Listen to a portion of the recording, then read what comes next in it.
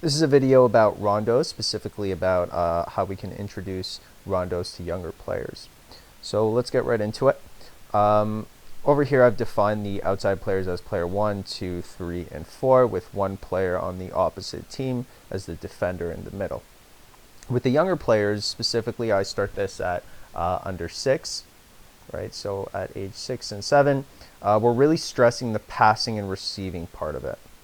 Now, at this age, the player in the middle acting as pressure might be too much. And that's when a lot of confusion happens, and essentially there's a lot of failure.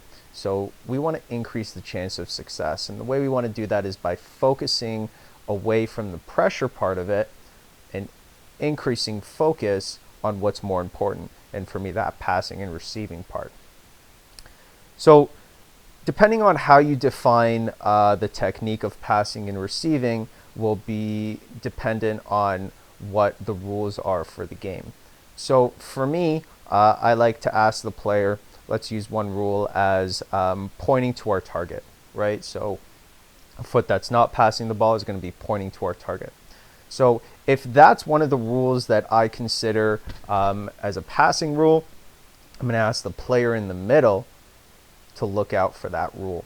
So to start off with, that's going to be the rule that this player is looking at. And when a player makes a mistake, maybe their foot is not pointed to their target, then this player is going to call out maybe player 1 for making that mistake, and they switch. The great thing is you can use this all the way up and continue to build the foundation of a rondo, and this is super important. So that's the rules that I use for maybe 6 and 7-year-olds or even any beginner players. But let's talk about some more rules that we can use and introduce that will allow us to be successful once we increase pressure. One of the great ones that I do is I talk about support. So when we talk about support, and again, I use this with the younger kids too, even at 6 years old. And here's what we say. So we'll have the movement line right here, and we'll ask the 2 closest players to the ball to support. And this is what that looks like right over here. And it's really easy to explain it to them because all you have to say is, can you stay on your line, but go as close to the ball as possible? And what that'll do is that'll bring this player here. And what we've created is now a player is moving off the ball. That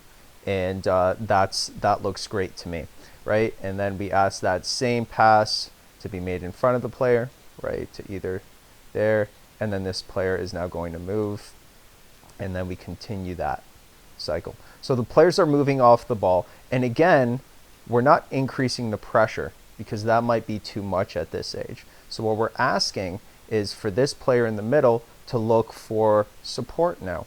Right? And we can increase all these different rules that we find as the foundation of a rondo. And you can say things like, when you pass the ball, can you give advice to the player? Right? So maybe, pass back, whatever that is. And you can increase the number of rules. And this way, this player's always engaged.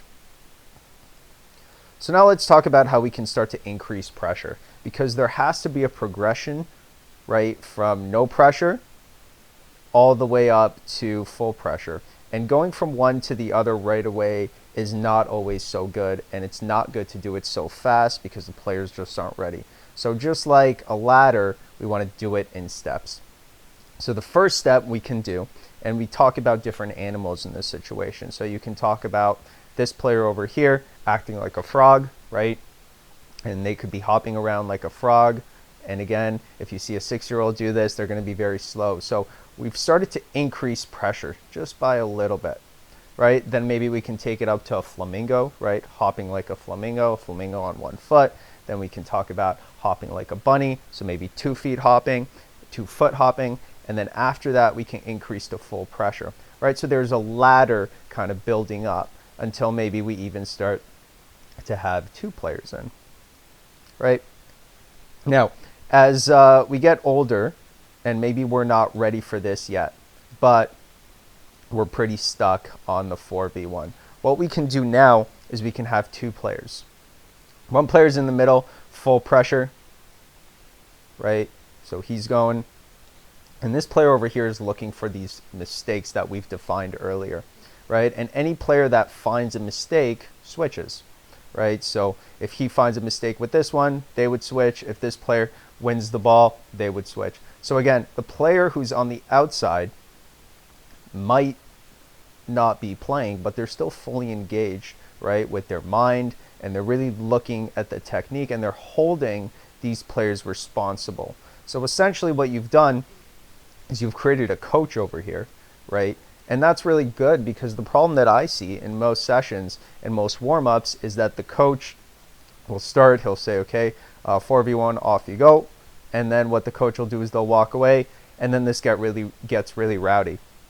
Another piece of advice that I have for you is to put, and I do this with the cones that I put 4 balls just right here where I ask the players to do it. And as soon as this happens, what you'll get is, rather than the kids who maybe makes a bad pass, and they'll have to go chase it, now you've got a ball over here, so maybe player 1's going to grab it and play right away. So I hope you enjoyed this video. This is, again, a really good way to start with rondos and really build it from that U6 age, and make sure that your players are constantly getting used to this movement off the ball, right, which we've seen in the biggest clubs in the world, and the success rate. All right, thanks so much, and if you like it, please send a like our way. Take care.